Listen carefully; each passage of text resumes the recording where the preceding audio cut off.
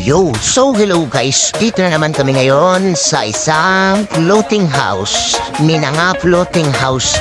So kung makikita ninyo yan, nag-prepare kami para sa aming tanghalian. So nag-travel kami from 9 a.m. in the morning. So we are here now at 9:30, between 9:30 to 9:45 a.m. in the morning. So almost 30 minutes lang po yung biyahe niya via van shuttle. So here in the Minanga floating house, so makikita ninyo, so yan, sobrang ganda ng ambience dito. Sobrang nature na nature. So yan, busy sila magkwentuhan at eto na nga, isinalang na ang pork chop at ang inasal. Sobrang sarap nito mga boss. Siyempre, hindi naman mawawala dyan yung insaladang talong. Yung mga local food na dapat. At tignan nyo naman, sobrang bilis lang ng pag-ihaw ni Boss Jadson.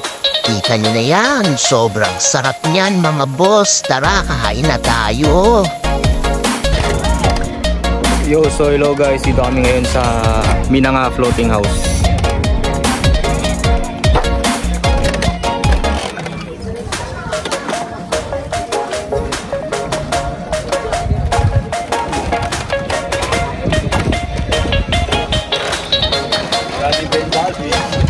Eto nga yung isa sa pinaka-kinatutuwaan namin. Sobrang daming isdang maliliit. At yun, kita nyo naman merong isdang malaki.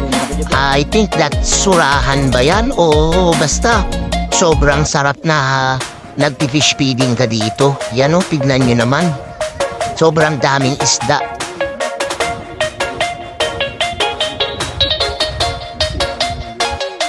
At dumating na nga yung oras ng aking pagiging tatay. Eto na nga at nag-swim na ang pinakamamahal kong si Aba.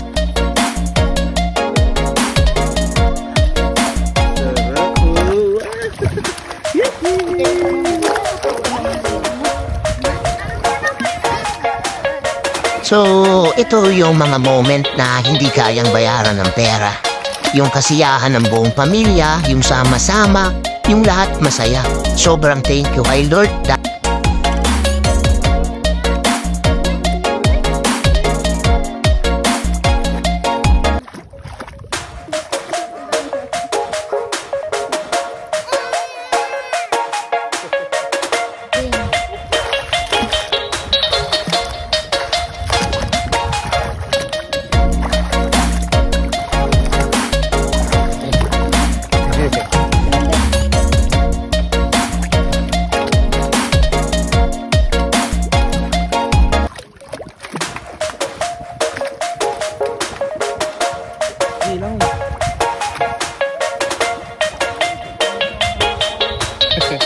Yan nga pala si Jace, pinapadulog ang bata. Kita mo naman, ayaw matulog.